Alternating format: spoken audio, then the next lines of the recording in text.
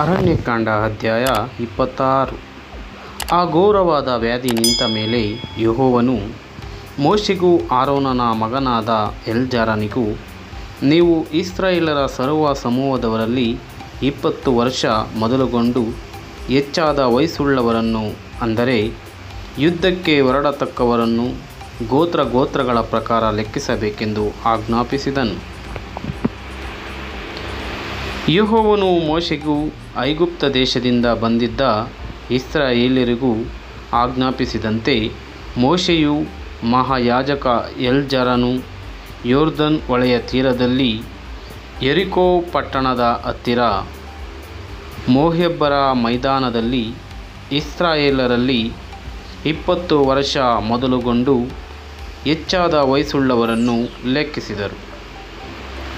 ಅದರ ವಿವರ ಹೇಗೆಂದರೆ,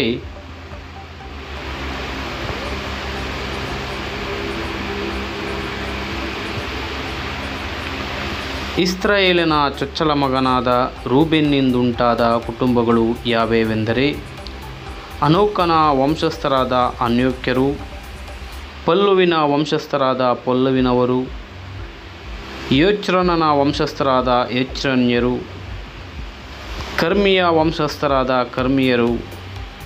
ಇವರೇ ರೂಬೇನ್ಯರಾದ ಇವರಲ್ಲಿ ಲೆಕ್ಕಿಸಲ್ಪಟ್ಟವರು 43,730 ಮಂದಿ.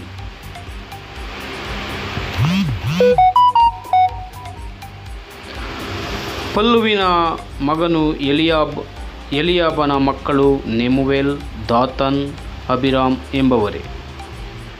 ಕೋರಹನ ಗುಂಪಿನವರು ಯೆಹೋವನಿಗೆ ವಿರುದ್ಧವಾಗಿ ವಿವಾದಿಸಿದ ಕಾಲದಲ್ಲಿ ಅವರೊಳಗೆ ಸೇರಿಕೊಂಡು ಮೋಶೆ ಆರೋನರಿಗೆ ವಿರುದ್ಧವಾಗಿ ವಿವಾದಿಸಿದ ಆಲೋಚನಾಕರ್ತರಾದ ದಾತಾನ್, ಅಬಿರಾಮರು ಇವರೇ. ಭೂಮಿಯು ಬಾಯ್ದೆರೆದು ಅವರನ್ನು ಕೋರಹನನ್ನು ನುಂಗಿಬಿಟ್ಟಿದ್ದಷ್ಟೇ.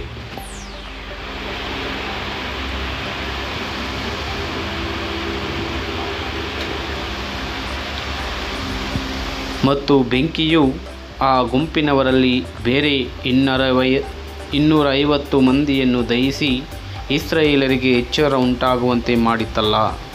ಆ ಗುಂಪಿನವರೆಲ್ಲರೂ ಸತ್ತರೂ ಕೋರಹನ ಮಕ್ಕಳು ಆ ಕಾಲದಲ್ಲಿ ಸಾಯಲಿಲ್ಲ. ಸಿಮೆಯೋನ್ ಕುಲದ ಕುಟುಂಬಗಳು ಯಾವ್ಯಾವೆಂದರೆ, ನೆಮುವೇಲನ ವಂಶಸ್ಥರಾದ ನೆಮುವೇಲ್ಯರು, ಯಾಮೀನನ ವಂಶಸ್ಥರಾದ ಯಾಮೀನ್ಯರು, ಯಾಕಿನನ ವಂಶಸ್ಥರಾದ ಯಾಕಿನ್ಯರು, ಜೆರಹನ ವಂಶಸ್ಥರಾದ ಜೆರಿಯರು, ಸೌಲನ ವಂಶಸ್ಥರಾದ ಸೌಲರು ಇವರೇ. ಸಿಮೆಯೋನ್ ಕುಲದವರಾದ ಇವರಲ್ಲಿ ಲೆಕ್ಕಿಸಲ್ಪಟ್ಟವರು 22,200 ಮಂದಿ. ಗಾದ್ ಕುಲದ ಕುಟುಂಬಗಳು ಯಾವ್ಯಾವೆಂದರೆ, ಚೇಫೋನನ ವಂಶಸ್ಥರಾದ ಚೇಫನ್ಯರು, ಹಗ್ಗಿಯ ವಂಶಸ್ಥರಾದ ಹಗ್ಗಿಯರು, ಶೂನಿಯ ವಂಶಸ್ಥರಾದ ಶೂನಿಯರು, ಓಜ್ನಿಯ ವಂಶಸ್ಥರಾದ ಓಜ್ನಿಯರು, ಏರಿಯ ವಂಶಸ್ಥರಾದ ಏರಿಯರು. ಆರೋದನ್ ವಂಶಸ್ಥರಾದ ಆರೋದ್ಯರು, ಅರಲಿಯ ವಂಶಸ್ಥರಾದ ಅರಲಿಯರು ಇವರೇ. ಖಾದ್ ಕುಲದವರಲ್ಲಿ ಇವರಲ್ಲಿ ಲೆಕ್ಕಿಸಲ್ಪಟ್ಟವರು 40,500 ಮಂದಿ. ಯೆಹೂದದ ಮಕ್ಕಳಲ್ಲಿ ಏರ್, ಓನಾನರು ಕಾನಾನ್ ದೇಶದಲ್ಲಿ ಸತ್ತರಷ್ಟೇ. ಯೆಹೂದ ಕುಲದಲ್ಲಿ ಉಳಿದ ಕುಟುಂಬಗಳು ಯಾವ್ಯಾವೆಂದರೆ, ಶೇಲಹನ ವಂಶಸ್ಥರಾದ ಶೇಲಿಯನ್ಯರು, ಪೆರೆಚನ ವಂಶಸ್ಥರಾದ ಪೆರೆಚ್ಯರು, ಜೆರಹನ ವಂಶಸ್ಥರಾದ ಜೆರಿಯರು ಇವರೇ. ಪೆರೆಚನಿಂದುಂಟಾದ ಕುಟುಂಬಗಳು ಹೆಚ್ರೋನನ ವಂಶಸ್ಥರಾದ ಹೆಚ್ರೋನ್ಯರು, ಆಮೂಲನ ವಂಶಸ್ಥರಾದ ಆಮೂಲ್ಯರು. ಯೆಹೂದ ಕುಲದವರಾದ ಇವರಲ್ಲಿ ಲೆಕ್ಕಿಸಲ್ಪಟ್ಟವರು 76,500 ಮಂದಿ.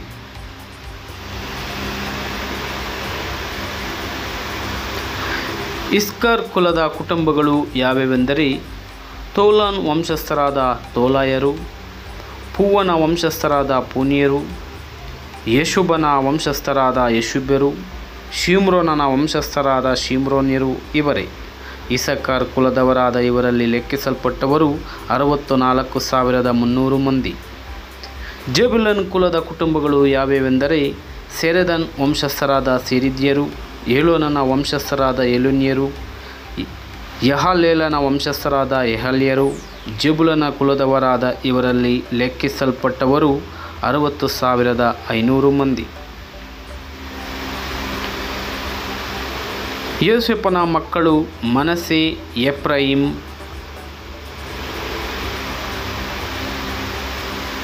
ಮನಸ್ಸೆ ಕುಲದ ಕುಟುಂಬಗಳು ಯಾವೆಂದರೆ ಮಾಕೀರನ ವಂಶಸ್ಥರಾದ ಮಾರ್ಕಿಯರು, ಮಾಕೀರನ ಮಗನಾದ ಗಿಲ್ಯಾದನ ವಂಶಸ್ಥರಾದ ಗಿಲ್ಯಾದ್ಯರು ಇವರೇ.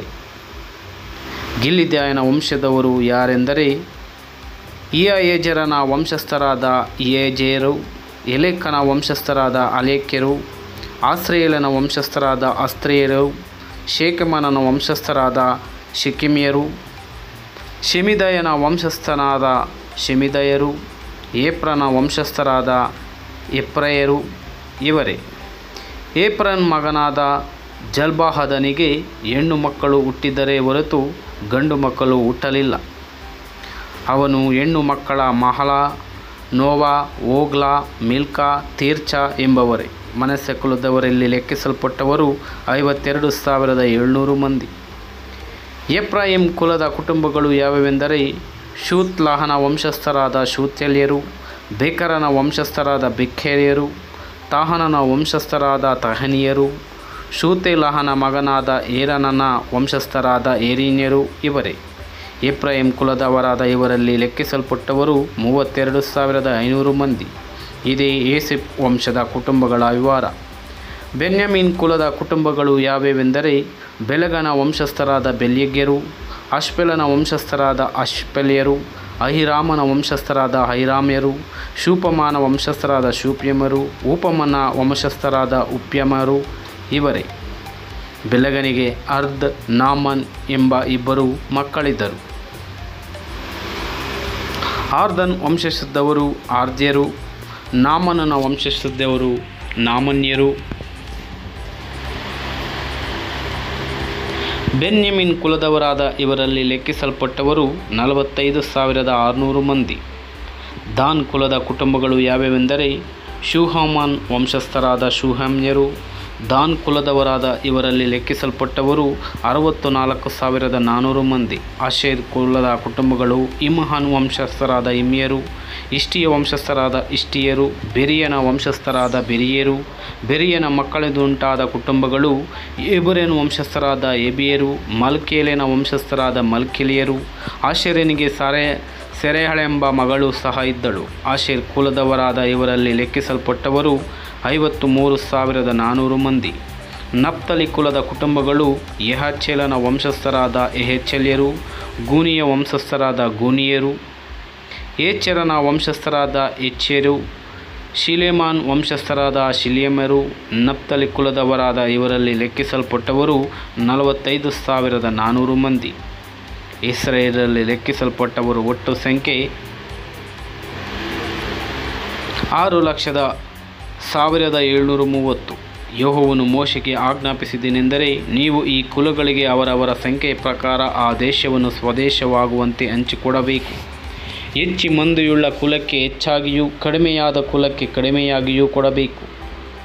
ಲೆಕ್ಕಿಸಿದ ಸಂಖ್ಯೆಯ ಪ್ರಕಾರವೇ ಪ್ರತಿಯೊಂದು ಕುಲಕ್ಕೆ ಭೂಮಿಯನ್ನು ಸ್ವಾಸ್ಥ್ಯಕ್ಕಾಗಿ ಕೊಡಬೇಕು. ಪ್ರತಿಯೊಂದು ಕುಲದ ಪಿತೃವಿನ ಹೆಸರನ್ನು ಬರೆದು ಚೀಟು ಹಾಕಿ ಆಯಾ ಕುಲಕ್ಕೆ ಸ್ವಾಸ್ಥ್ಯವನ್ನು ಗೊತ್ತು ಮಾಡಬೇಕು. ಹೆಚ್ಚು ಮಂದಿಯುಳ್ಳ ಕುಲಗಳಕ್ಕಾಗಲಿ ಕಡಿಮೆಯಾದ ಕುಲಕ್ಕಾಗಲಿ ಚೀಟು ಬಂದ ಪ್ರಕಾರವೇ ಸ್ವಾಸ್ಥ್ಯವನ್ನು ಗೊತ್ತು ಮಾಡಬೇಕು.